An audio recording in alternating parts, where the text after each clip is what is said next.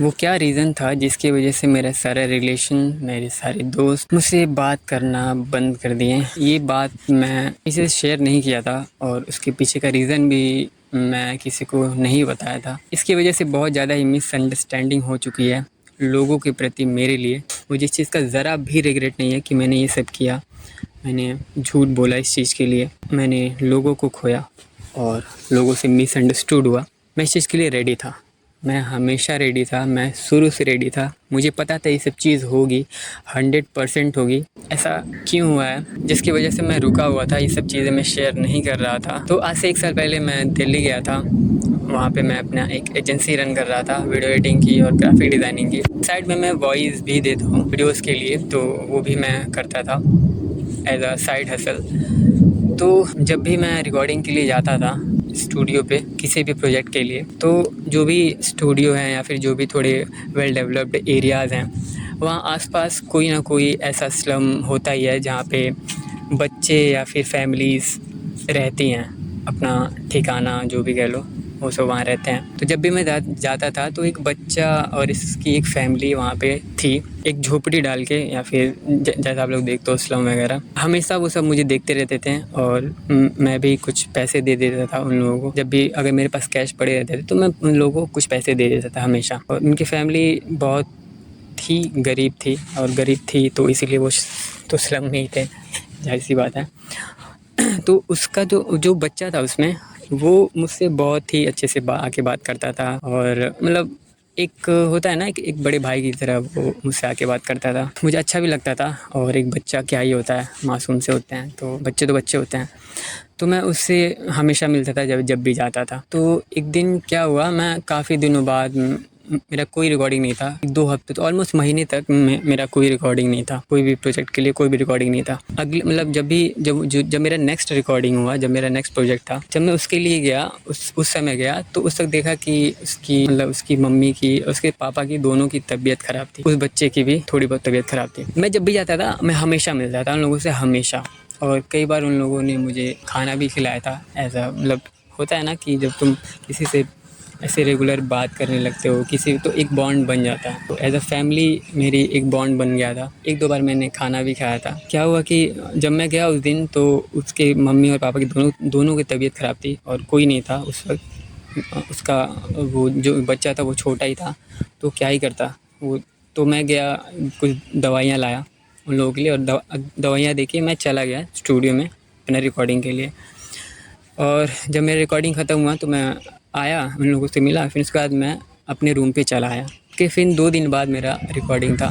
अक्सर मैं रात को ही जाता था, तो 2 दिन बाद मेरा रिकॉर्डिंग था। जब मैं 2 दिन बाद गया तो वहाँ पे कोई नहीं था, लेकिन वो जो बच्चा था वो एक बगल में एक दुकान था, वहाँ पे वो बैठा हुआ था। तो उस जो भी झोपड़ी थी वहाँ पे कोई नहीं था। तो मैं गया, तो मैं उस बच्चे ने मुझे पहचान लिया कि हाँ ये भैया हैं, आते हैं। तो वो मुझसे आके मिला, और जो दुकान वाले भैया थे उन्होंने मुझे बुलाया कि हाँ ये आपको जानता है क्या। तो मैं कहा हाँ मैं इसको जानता हूँ।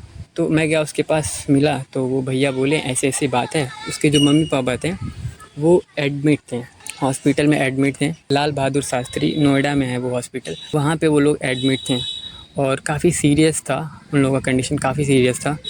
और वो बच्चा मुश्किल से अभी वो 6-7 साल का है, तो वो क्या ही करता। और उनके बैकग्राउंड में कोई नहीं है।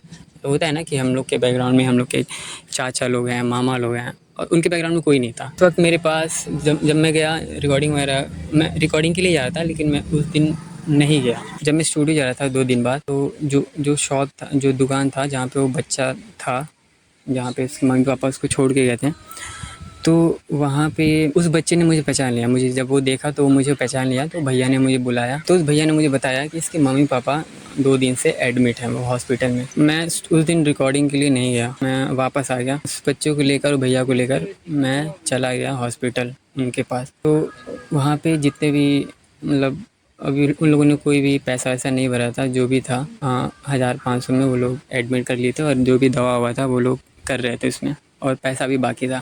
तो मेरे पास उस वक्त 5000 के आसपास पैसे पड़े हुए थे। तो मैंने उनको वो सारा पैसा था जो भी था बिल वगैरह भर दिया, और मैंने जो भी दवा के लिए पैसा था वो दे दिया उन लोगों को। और उस बच्चे ने कहा कि भैया कि भैया अगर पॉसिबल हो यहीं रुक जाओ मेरे साथ ही। तो मैं रुक गया उस दिन।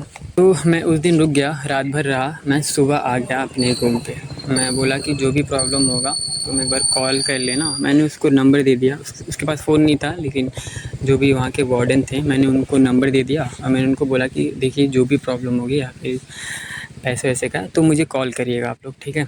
तो मैं नंबर दे के वापस आ गया रूम पे।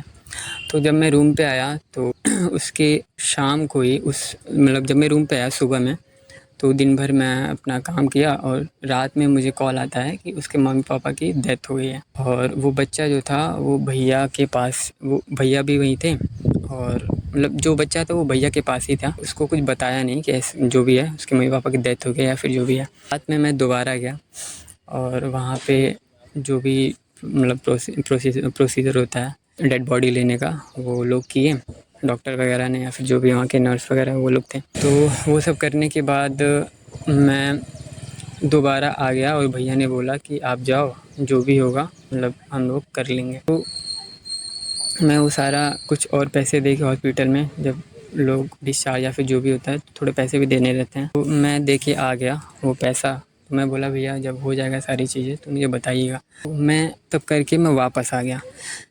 तो उस बच्चे ने मुझे कहा कि भैया अगर आप भी साथ में रहेंगे तो ठीक रहेगा।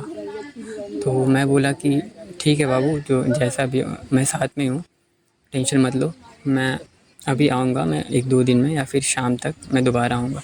तो जब वो सब चीज़ें हो गई, जब उसके मम्मी पापा मतलब उनकी डेड बॉडी मिल गई, तो मैं वापस आ गया दोबारा रूम पे। उसके 2 दिन बाद मैं कांटेक्ट में ही था वो भैया के जो भी थे उसके साथ। वो सब होने के बाद जब अंतिम संस्कार वगैरह जब सब हो गया उसके मम्मी पापा का, तो बच्चा था वो भैया बोले कि इसको अनाथालय में मतलब कर देते हैं जो भी है। तो मैं बोला ठीक है भैया ये भी सही है। वो बच्चा रोने लगा, मतलब मना करने लगा कि भैया मुझे नहीं जाना, या आप मुझे अपने घर लेते चलो या फिर जो भैया थे वो उनके घर लेते चलो। तो मुझे कुछ समझ नहीं आया वहाँ पे। मैं सोचा कि मैं किसी को कॉल करूँ अपने ही घर पे या फिर किसी को भी। तो मुझे सही नहीं लगा वो कॉल करना। मैं सोचा कि अब इतना सब चीज़ हो ही चुका है, क्या मैं इस चीज़ को आगे बढ़ाऊँ, लोगों को बताऊँ। तो वो भैया ने बोला कि भाई देखो जो भी है जैसा है हो चुका है, एक बार उनसे बात कर लेना, अगर कोई होगा जगह तो उसको तुम दे देना। ये इसको मतलब जो भी है जो बच्चा था उसको एक बार देख लेना, कोई स्टे मिल जाए रहने के लिए। तो मैं एक भैया थे जो वहीं जहाँ मैं स्टूडियो जाता था वहाँ पे, तो मैंने उनको कॉल किया, सारी बातें बताई, जो भी प्रॉब्लम हुआ जो भी दिक्कत था। वो बोले कि तो अनाथालय में ही देना पड़ेगा इसको। वो बच्चा मना ही कर रहा था, वो नहीं जाना चाह रहा था, बहुत रोया बहुत रोया, बहुत रो रहा था। तो जाहिर सी बात है उसके मम्मी पापा की डेथ हुई है तो रोएगा ही। ऊपर से हम लोग बोल रहे हैं कि इसको अनाथालय में देने के लिए। तो मैंने उसको, भैया थे जो भी रिकॉर्डिंग वगैरह स्टूडियो वगैरह जहाँ मैं जाता था उनके पास ले गया मैं उसको। 1-2 दिन वो उनके पास रहा। उसके बाद मुझे पता नहीं था उसको भी कुछ प्रॉब्लम थी, मतलब सांस वगैरह का उसको कुछ दिक्कत था। तो 1 दिन रहा, उसके अगले दिन भैया के रूम पे ही उसको प्रॉब्लम होने लगी, सांस लेने में उसको दिक्कत होने लगी। उसके बाद वो भैया बोले कि यार इसको हॉस्पिटल ले जाना पड़ेगा। तो मैं बोला कि ठीक है भैया आप ले जाओ, मैं आऊँगा अभी कुछ देर बाद, काम वगैरह सारे निपटा के शाम को मैं आऊँगा। बोले कि ठीक है मैं हॉस्पिटल ले जाता हूँ। तो वो अपोलो हॉस्पिटल में, नोएडा में है वो, अपोलो हॉस्पिटल में ले गए वो। वहाँ पे वो एडमिट था और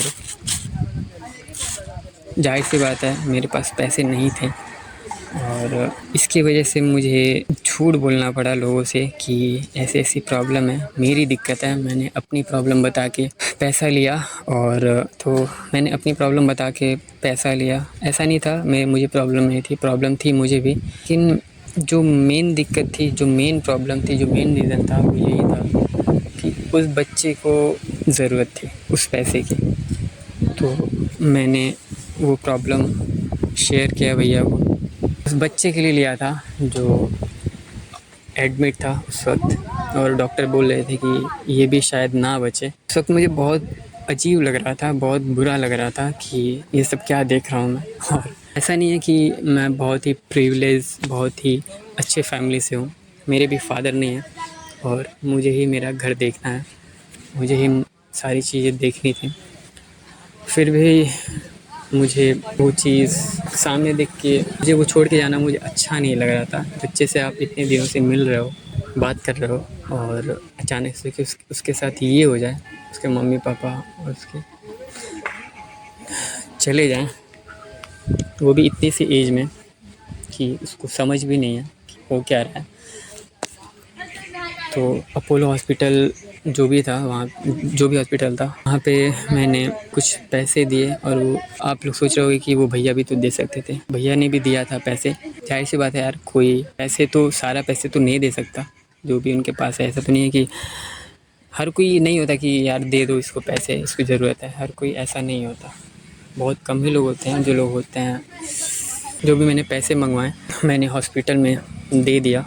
तो वो 2-3 4 महीने तक वो हॉस्पिटल में ही था। उसका ऑपरेशन वगैरह भी हुआ, उसके बाद ही वो सही हुआ। जो भी उसकी प्रॉब्लम थी, सांस वगैरह की जो भी दिक्कत थी, उसके बाद वो सही हुआ।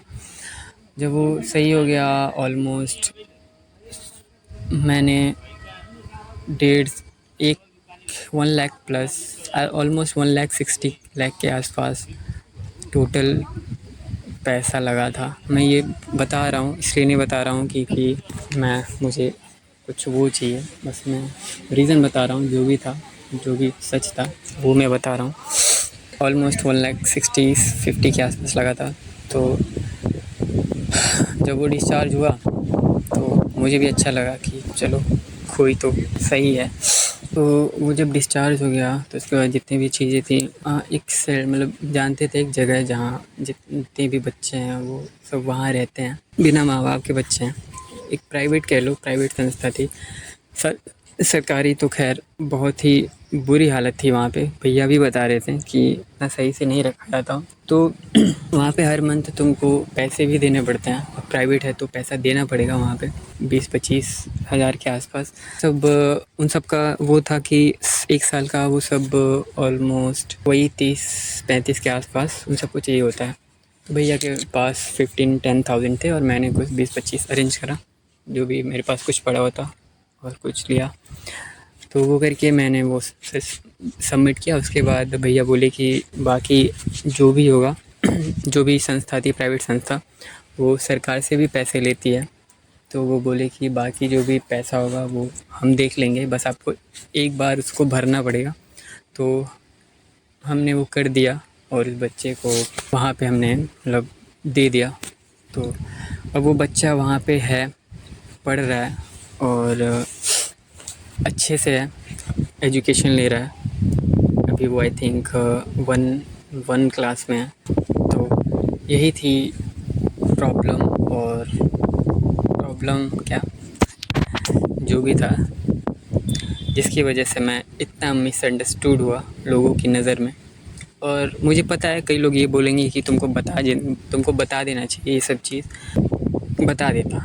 लेकिन कोई भी ये नहीं बोलता कि तुम इस लफड़े में पड़ो, कोई नहीं बोलता। हर कोई यही बोलता कि तुम इससे दूर ही रहो तो ज़्यादा बेटर है।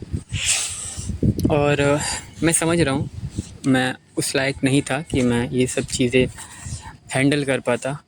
फाइनेंशियली उतना कैपेबल नहीं था कि मैं ये सब चीज़ें देख पाता। पर एक इमोशन क्या, एक आदमी, एक इंसानियत भी होती है। मुझे इतना पता था कि बस ये लड़का जो है ठीक रहे, मतलब अपनी लाइफ में जो भी रहे ठीक रहे। उसके माँ बाप दोनों की डेथ हो चुकी थी, कोई नहीं था। और मुझे ये अच्छे से मैं फ़ील कर सकता हूँ अगर माँ बाप नहीं होते हैं तो क्या दिक्कत होता है, क्या प्रॉब्लम होती है। और मैं इस चीज़ के लिए भी रेडी था कि ये सब चीज़ होगा ही होगा, लोग मुझसे दूर जाएंगे, मैं मिसअंडरस्टूड होगा और जितने भी प्रॉब्लम्स है, जितने भी ब्लेम्स है वो मेरे ऊपर ही आएंगे। और खैर मैं सोचा भी था कि यार इस चीज़ से मैं दूर हो जाता हूँ, कोई मतलब नहीं है मुझे झमेले में पड़ के। लेकिन मैं आगे ये चीज़ मैं फ़ेस नहीं कर पाता। और ऐसा नहीं है कि मैं ये सब चीज़ें आगे नहीं करूँगा, मैं हमेशा करूँगा अगर मैं उस लायक हो जाऊँगा। और मैं होऊंगा कभी ना कभी, ऐसा नहीं है। तो मैं हमेशा ये चीज़ें करूँगा और करता रहूँगा। अभी जो मैंने करा मेरी चॉइस थी, और मेरा डिसीज़न था, तो मैं इस चीज़ के लिए बिल्कुल भी रिग्रेट नहीं करता, बिल्कुल भी नहीं। भले ही मैं थोड़ी प्रॉब्लम में आया हूँ, वो बात अलग है, लेकिन हाँ, कब तक, 1 साल 6 महीने उसके बाद जहाँ मैं था, पोजीशन पे था, मैं भी शायद उससे ऊपर में रहूँ। मुझे इस चीज़ का ज़रा भी रिग्रेट नहीं है कि मैंने ये सब किया, मैंने झूठ बोला इस चीज़ के लिए, मैंने लोगों को खोया और लोगों से मिसअंडरस्टूड हुआ। मैं इस चीज़ के लिए रेडी था, मैं हमेशा रेडी था, मैं शुरू से रेडी था। मुझे पता था ये सब चीज़ होगी, 100% होगी। और ऐसा नहीं है कि मेरी फैमिली नहीं है, मेरी भी फैमिली है। मैंने अपनी फैमिली को भी थोड़ी प्रॉब्लम में डाला। उस चीज़ से तो बेटर है कि वो बच्चा जो है, उससे तो मैं अच्छी हालत में ही हूँ। मैं जब भी दिल्ली जाऊँगा मैं उससे मिलूँगा। ये आज मैं क्यों बता रहा हूँ, क्योंकि कुछ फ़ोटोज़ थे इसमें, ये मेरे पास था नहीं। ये मेरे पीसी का एक हार्ड ड्राइव है, एक एचडीडी, इसमें सारे स्टोरेज हैं, इसमें कुछ फ़ोटोज़ थे। तो इस वजह से मैं ये सब चीज़ें नहीं शेयर कर रहा था, नहीं बता रहा था, क्योंकि मेरे पास कुछ था ही नहीं बताने के लिए। कुछ दिन पहले ही मिला, मतलब कल परसों ही मिला, मुझे कल ही मिला। तो मैं सोचा कि ये सही समय है बताने का, और एक समय, और ये भी सोच के मैंने बताया कि अब वो लड़का सही है, काफ़ी हेल्दी है, मतलब अपनी लाइफ में खुश है। अगर वो ये सब चीज़ें नहीं वो खुश रहता, या फिर वो मे बी ऐसा ना हो, मैं जो भी बोल रहा हूँ मुझे ऐसा नहीं बोलना चाहिए। अगर वो नहीं खुश रहता या फिर उसको कुछ हो जाता, तो मैं ये सब चीज़ें बिल्कुल नहीं शेयर करता, बिल्कुल भी नहीं शेयर करता। यही रीज़न था कि मैंने ये सब चीज़ें झेली और रिलेशन खोए, अपने दोस्त खोए, बस। अगर अभी आप लोगों ने ये वीडियो एंड तक देखा है, तो अगर आप उस लायक हो, उस कैपेबल हो, इतना कैपेबल हो कि आप दूसरों की मदद कर सकते हो, तो ज़रूर करना, चीज़ें अच्छी लगती हैं और खुद की नज़रों में तुम प्राउड फील करते हो।